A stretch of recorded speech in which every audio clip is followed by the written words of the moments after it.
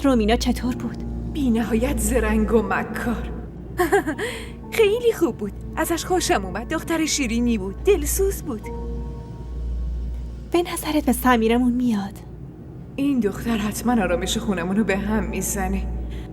آره خاله، خیلی بهش میاد. در ضمن من همیشه آرزو داشتم که جاریم خنده رو باشه، دلسوز باشه، کاملا شبیه خودم باشه. راستش داشتم فکر میکردم اگه رومینا و مامانش رو یه شب شام دعوت کنیم، احسان هم به همین بهونه باهاشون آشنا میشه. چطوره؟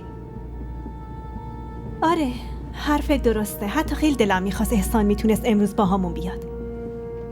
به هر حال آخر هفته همیرا و رومینا رو دعوت میکنیم. آره، هر جور شما مناسب بدونی. خانم، از دیدنتون خوشحال شدم. غذا هم خیلی خوشمزه بود. ممنون پسرم. منم از دیدنت خیلی خوشحال شدم. نفیس آدمای زحمتکش رو خیلی دوست داره. امیدوارم که با نفیس همکاری خوبی داشته باشی. همه تلاشمو میکنم که هر دو طرف تو این همکاری پیشرفت و ترقی کنن. شما گفتین من مثل پسرتونم مگه نه؟ پس هفته دیگه برای شام خونه ما دعوتین. وای باز تو اومدی. امروز صبح هم اینجا بودی. من میخوام گیتی خانومو ببینم. امروز صبح نتونستم ببینمش. لطفاً بذار برم داخل. خانم جان اجازه نمیدن. الانم مهمون دارن. نمیتونی بری داخل آقا جون. آقا میگفت شما از حیدرآباد هستید. چه تصادف خوبی. همسر منم از حیدرآباده. به به. خب الان دیگه باید بریم. نظرت چیه؟ حالا که به توافق رسیدین من چی میتونم بگم؟ پس هفته دیگه انشالله همدیگر رو میبینیم به صرف شام. خیلی ممنونم. ممنون. به سلامت. ببین من چند دقیقه حرف میزنم و برمیگردم داداش. لطفاً.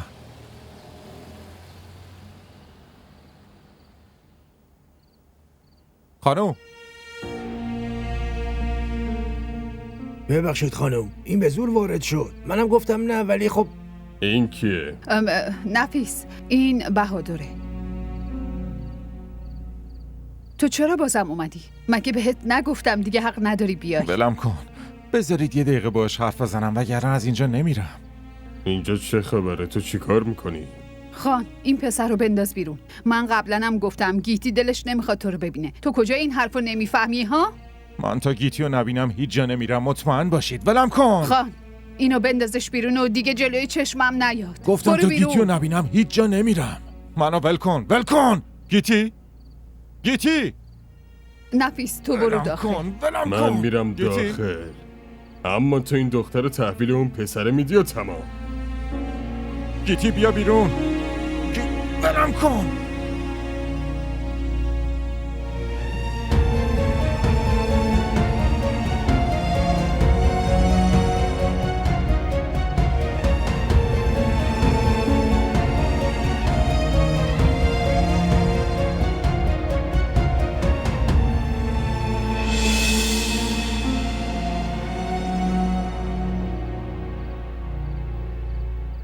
چی شده مامان؟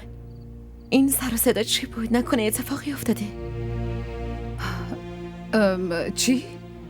هیچی. پسر همسایه بغلی بود. اومده بود از نگهبان شکایت میکرد. یکم عصبانی بود. خب دیگه بیا بریم داخل. بیا.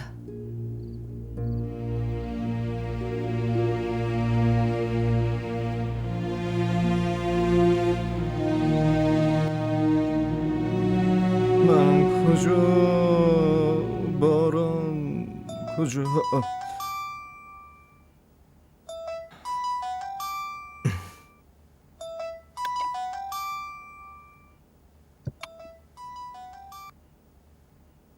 بله دایی. ظفر تو کجایی؟ من شرکتم. کجای شرکتی؟ من که نمیبینمت. شما رفتید شرکت؟ آره من تو شرکتم. خیلی وقت بود شرکت نیومده بودم. خواستم یه سر بزنم. خب دایی کاش بهم میگفتید تا اصلا نرم کارخونه. من الان از اونجا بیرون زدم. ظفر اوضاع شرکت خوب به نظر نمیرسه. ساعت 12 هیچکی نیومده. آره حق با شماست دایی. من همیشه بهشون تذکر میدم اما کارمندا به فکر نظم نیستن. برعکس با هم بد رفتار میکنن. معلومه دیگه. وقتی رئیس دیر بیاد کارمندام دیر میان دیگه. خب بگو حالا که آقا جمیل اخراج کردی کی مسئول حسابداریه؟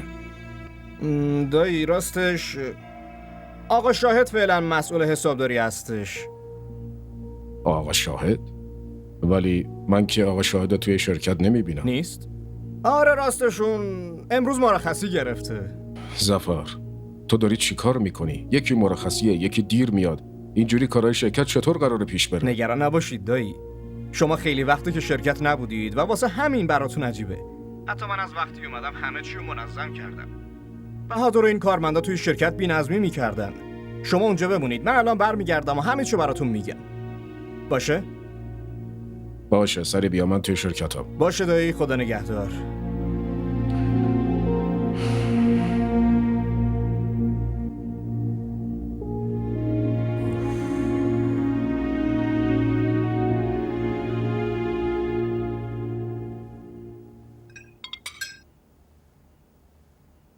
گیتی بیا دخترم.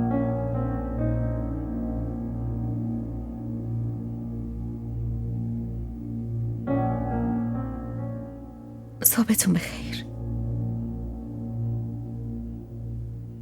صبح بخیر.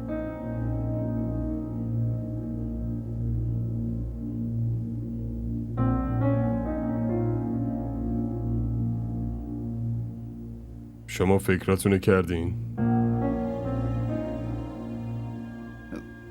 در چه مورد؟ برای نمایشی که دیشب تو این خونه بپا شد. کدوم نمایش؟ چیزی نیست. نفیس همینجوری یه چیزی گفت.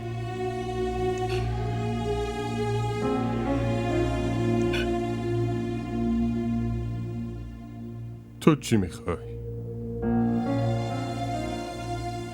شما راجع به چی دارین حرف میزنی؟ اون شوهرت که هست، در مورد پیوند خودتون چه فکری کردی؟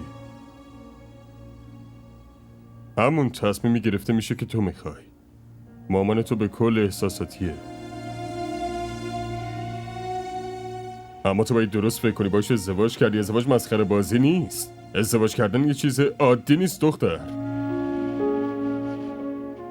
نفیس من که بهت گفتم تو چه شرایطی با بهادر ازدواج کرده. این اون پسر رو دوست نداره. این که دوست داره یا نه، تو اونو برای دخترت مناسب نمیدونی. موضوع اصلی اینه. بشنو، بیا اینجا بشین.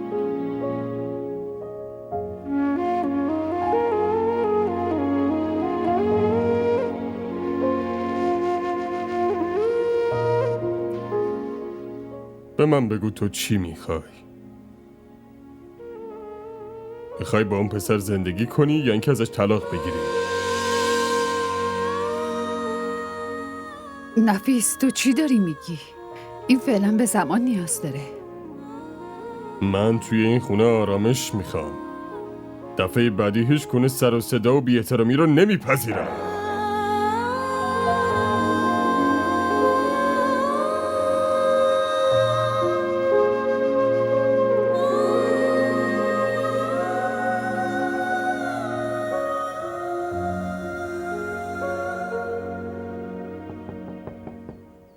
انگار بهادر اومده. بسم الله. بسم الله. مامان داداش برگشت. زن داداشت هم برگشته؟ داداش تونستی زن داداش گیتیو ببینی؟ سلام علیکم مادر. علیک سلام پسر گلم. بگو دیگه تونستی زن داداشو ببینی؟ چت شده؟ همین که اومد سوال و جوابو شروع کردی. برو اول برای داداش داب بیار. برو یالا برو. راستش اون میخواست چند روزی پیش مادرش بمونه. منم فکر کردم بذارم بمونه. سالها بود که نتونسته بود مادرش رو ببینه، پس واسه همین. باشه بیا تو بیا بریم تو.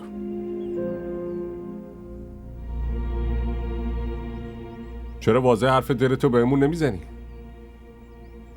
این که اون تو رو ول کرده و بر نمیگرده. وا یعنی چی؟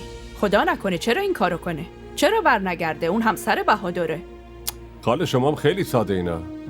اون دخترایی که فرار میکنن و ازدواج میکنن هیچ وقت وفادار نمیمونن. مادر به این بگی دهنشو ببنده وگرنه خوردش میکنم.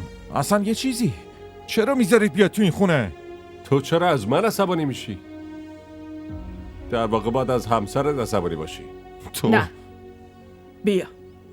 چی بهت گفته؟ کی برمیگرده؟ هیچ وقت بر نمیگرده. برای همین انقدر عصبانیه.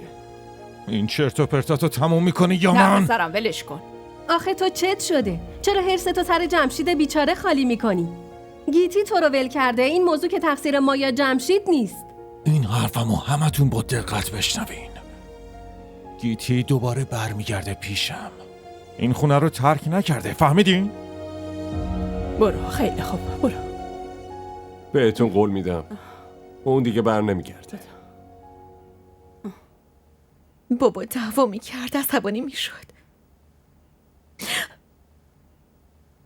اما اونقدر دلخور نمیشدم که امروز از حرفای عمو نفیس دلخور شدم. نمیدونم نفیس امروز چه شده بود. اون خیلی آدم آروم و خونسردیه. من میدونم اون چه شده. اون خوشش نمیاد من اینجا بمونم. من باید از اینجا برم.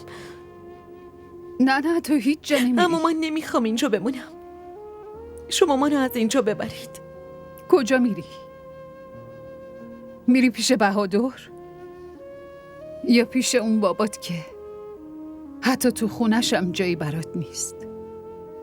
اینجا هم برای من جایی نیست مامان.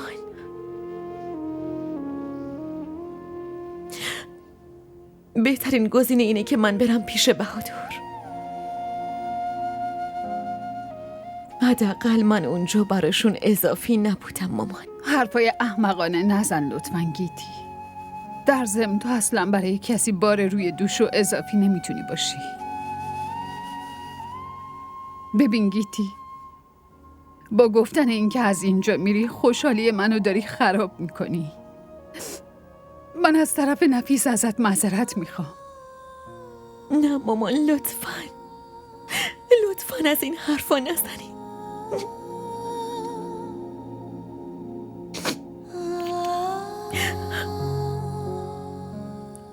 من فقط نمیخوام که به خاطر من رابطه شما و عمو نفیس خراب بشه. من اینو نمیخوام. هیچی نمیشه گیتی. امروز نفیس یکم ناراحت بود اما ته دلش هیچی نیست. اگه تو اینجا بمونی میتونی خودتو توی دل اونجا کنی عزیزم. فقط حرف رفتن از اینجا رو دیگه نزن گیتی. من سالها جدایی از تو رو تحمل کردم. بیشتر از این نمیتونم. دیگه نمیتونم. واقعا نمیتونم دخترم. نمیتونم.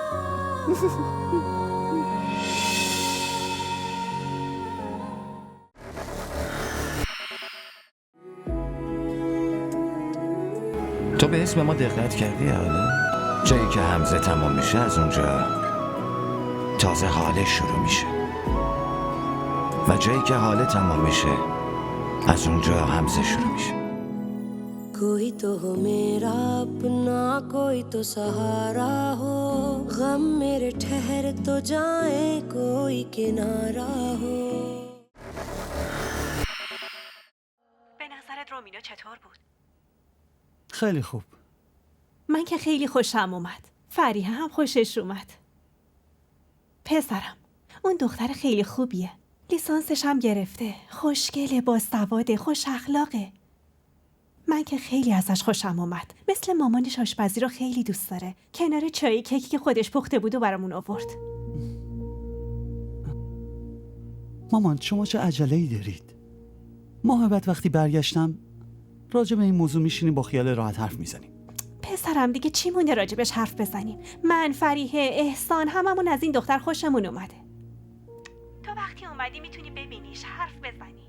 میدونی که برای دخترها ممکنه 100 تا خواستگار بیاد. دختری خوب خواستگار زیاد دارم پسرم. یه وقت نشه من منتظر تو باشم و رومینا اونور با یکی دیگه نامزد کنه. مامان من بدون شناختش چطوری میتونم باهاش ازدواج کنم؟ سمیر من الان فقط ازش خواستگاری میکنم پسرم. وقتی تو برگشتی هم میتونی ببینیش و هم آشنا بشی. ما همه ازش خوشمون اومده. ببین، تو یه بار خودت انتخاب کردی.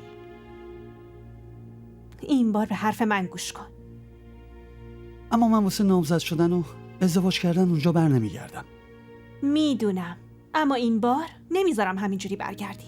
تو باید به حرف من گوش کنی. تو میدونی من به فریحه چی گفتم؟ گفتم پسرم خیلی سر به راهه. به خاطر خوشحالی من هیچ وقت باها مخالفت نمیکنه. آبروی منو حفظ کن سمیر، لطفاً. خب چی میتونم بگم؟ هر جور صلاح بدونید.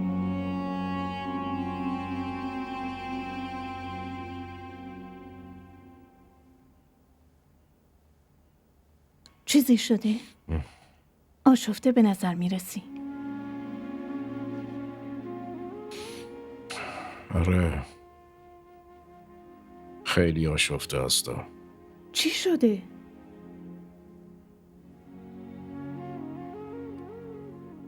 یه سر به شرکت زدم. همه چی به هم ریخته. هیچی خوب نبود. اما چرا؟ ظفر که هر روز میره شرکت. آره، رفتن که میره، اما تو کار هنوز بچه است. داره کارو یاد میگیره. بالاخره میفهمه. اما اونقدرم بچه نیست. خیلی وقته که داره کارا رو پیش میبره. شما هم عجولانه همه کارا رو به اون سپردین. خب چی کار میکردم؟ آدم معتمد دیگه ای بود؟ به کی میسپردم؟ اما یه نفر بود که شما خیلی بهش اعتماد داشتین. اون آدم هیچ وقت به امانت شما خیانت نکرد. کی؟ بهادر. اسم اون آدم جلوی من نیار. اتفاقا بیشتر از همه اون اعتماد من از بین برده. اطمینانمو، اعتمادمو همه رو خودش خراب کرد و از بین برد. این چند روپیه که از شرکت دزدی میشه، این یه چیز خیلی عادیه. اون پسر آبرو و حرمت برای من نذاشت. بهادر. خب با ظفر چه کار میکنی؟ باید فکر کنم چه کار کنم. اگه الان اخراجش کنم آبجی دلخور میشه. بالاخره اون خواهرزادمه. حالم یه خورده بهتر بشه من خودم بالا سر کارا میرم.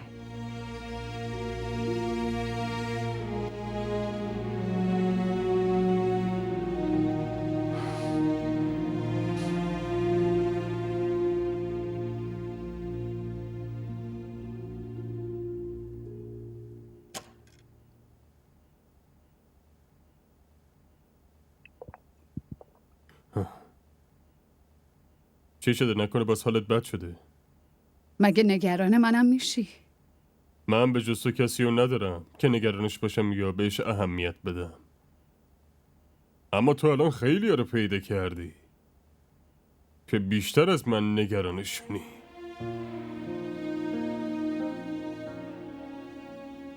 گیتی دختر منه، یه آدم غریبه نیست. کاش ما هم یه بچه داشتیم اون وقت. محبت به فرزند رو درک میکردی. امروز با گیتی خیلی بد رفتار کردی. بیچاره خیلی ناراحت شده. همش اصرار داشت که از اینجا میخواد بره. نفیس، اون اگه از اینجا بره منم میمیرم. این چه حرفیه میزنی؟ اگه تو چیزیت بشه فکر میکنی من زنده میمونم؟ ما برای همدیگه تکیه‌گاهیم. ما به جز خودمون کسی دیگه رو نداریم. فقط ما دوتا واسه هم موندیم. اما از وقتی گیتی اومده نه. تو منو فراموش کردی. اصلا نگرانم نیستی. فقط همین حس گاهی منو عصبی میکنه. اصلا اینطور نیست نفیس. جایگاهی که تو توی زندگی من داری با اومدن کس دیگه کمرنگ نمیشه. نفیس، من قبول دارم که توجه هم بهت کمتر شده، اما این فقط برای همین چند روز اوله. من اگه دوباره گیتی رو خوشحال ببینم، زندگیشو سر و سامون بدم، بعد از اون همه زمانم فقط برای توه. تا کی قراره اینطوری پیش بره؟ اگه تو با من همکاری کنی خیلی زود. باشه. جهان آرا، خودت میدونی من بهت نه نمیگم، اما لطفا هر کاری میخوای انجام بدی سریع انجام بده، چون من توی زندگیم همون آرامشی رو میخوام که قبل از اومدن گیتی داشتی. من تلاشمو میکنم، اما تو هم باید با گیتی با مهربونی و محبت رفتار کنی. محبت و مهربونی رو نمیتونم قول بدم، اما تلاشمو میکنم که باش رفتار خوبی داشته باشم.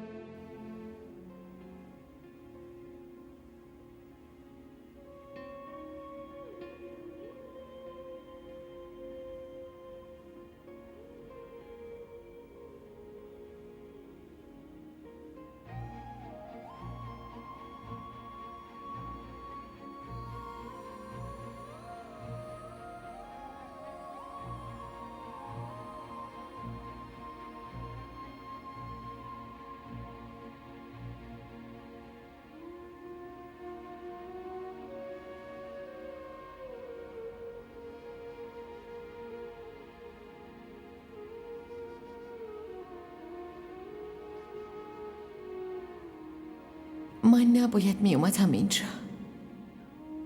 آخه چرا اومدم اینجا؟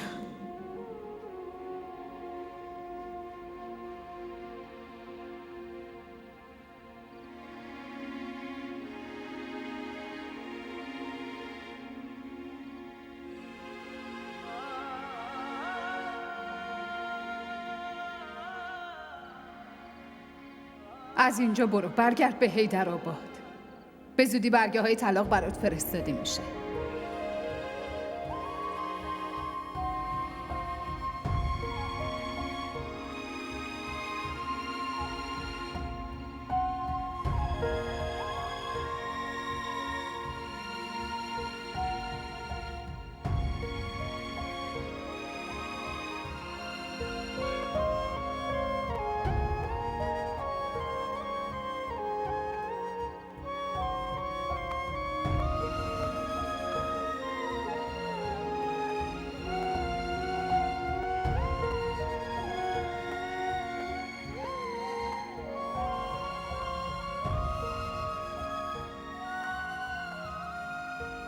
داداش بهادر، داداش بابا اصلا حالش خوب نیست، زود بیا.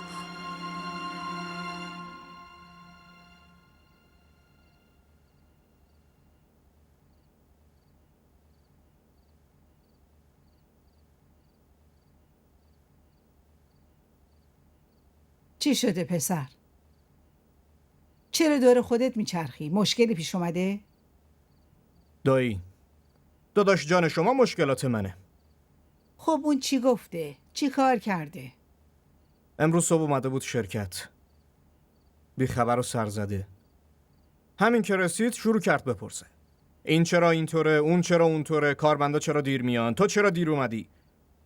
اصلا اون منو چی فرض کرده؟ من خائنم؟ از شرکت دزدی میکنم؟ پسر، اون اومده شرکت و 4 دونه سوال پرسیده، چه اشکالی داره؟ من دارم کمکش میکنم، مراقب کاراشم هستم. اون باید ازم تشکرم بکنه. من از فردا دیگه شرکت نمیرم. دیوونه که نیستم. هم براش کار کنم، هم یه عالم سینجیم بشم. اول مراقب اون دختره بدکارش بودم، الانم مراقب کاربار مزخرفشم. نکنه دیوونه شدی؟ فرصت به این خوبی از دست میدی؟ کاربار میلیونی و این همه دارایی، تو میخوای با این رفتار عجولانت همه رو از دست بدی؟ بگید یا بهادر چیزی نمیرسه، فقط تو موندی، همیشه قرار سهم تو بشه. با صبر و حوصله کار کن. هرچی اقبال میگه تو عین همون کارا انجام بده. تو با این کارا وفاداری تو ثابت میکنی، تو دلش جا باز میکنی. شما میخواید مثل بهادر باشم؟ اما من نمیتونم تا آخر عمر خدمتکار باشم.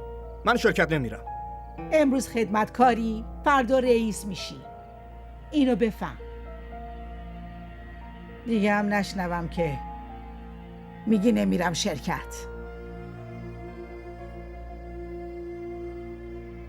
باشه میرم، اما اونجا کار خودمو میکنم.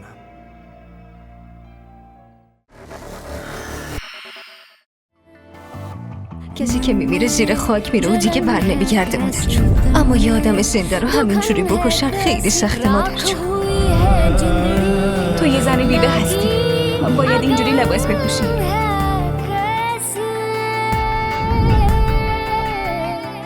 بهتر از بیوه زندگی کردن زن بهتر خودکشی کنه.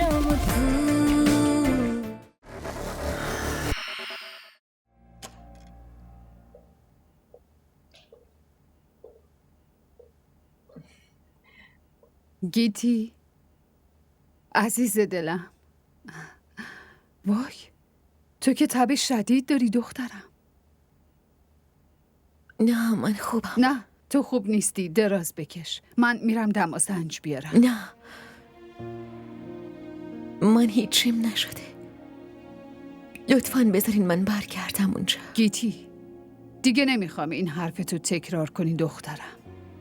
من میرم دماسنجو بیارم، بخواب.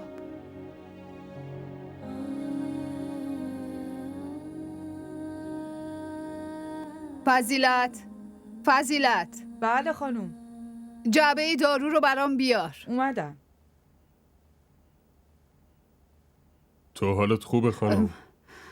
نه راستش من حالم کاملا خوبه، اما گیتی تب خیلی شدیدی داره. میخوام تبشو چک کنم. در ضمن تو یادته که امشب قراره بریم خونه احسان؟ من همین الان بهت گفتم که گیتی واقعا حالش بده، نمیتونم توی شرایط چطوری تنهاش بذارم. فضیلت زود باش.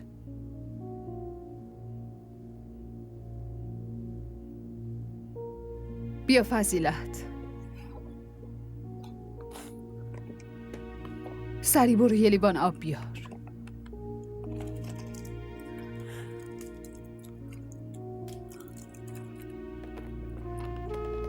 عجله کن فضیلت. آقا جمیل باید با هم تماس میگرفتید و بهم خبر میدادید. برای چی تماس میگرفتم آقا؟ آقا ظفر که یه عمر آبروی منو با 2 کلمه نابود کرد. بهم تهمت زد، منو از شرکت اخراج کرد. آقا من که به خاطر اعتماد شما و اطمینان شما همه زندگیمو فدا کردم. شما انقدر با هم مهربون بودید که از طرف آقا ظفر یه تحقیر و توهین و قلب من نتونست تحمل کنه. نتونستم تحمل کنم. بگذارید، هر اتفاقی میخواست بیفته افتاد آقا جمیل. الان دیگه هر چه زودتر خوب بشید و به شرکت برگردید. آقا من توی شرکت نگران نباشید. ظفر اونقدر هم جرأت نداره که دوباره شما رو از شرکت اخراج کنه. رئیس این کاروبار شرکت من هستم، ظفر که نیست.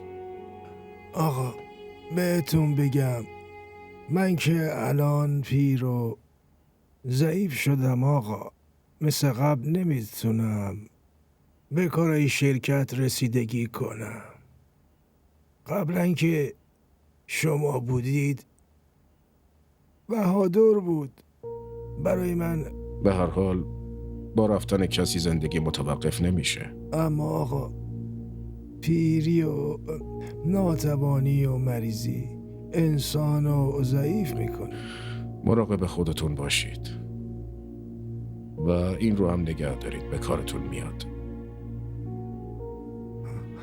آقا اصلا نیازی نیست.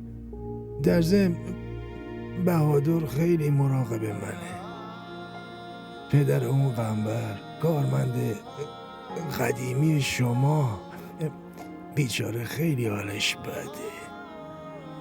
تو همین بیمارستان تحت درمانه. بهادر در کناره، پدرش مراقب منم هست آقا.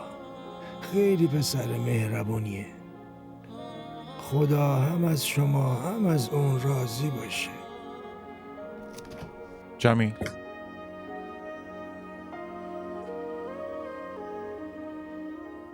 سلام. داروهاتون رو براتون آوردم. خب جمیل، دیگه میرم. نه خیر آقا، من فقط داروهاشون رو آورده بودم. شما بمونید، من میرم. نه، من خیلی وقت اینجا اومدم. دیگه داشتم میرفتم. خدا نگهدار. خداحافظ.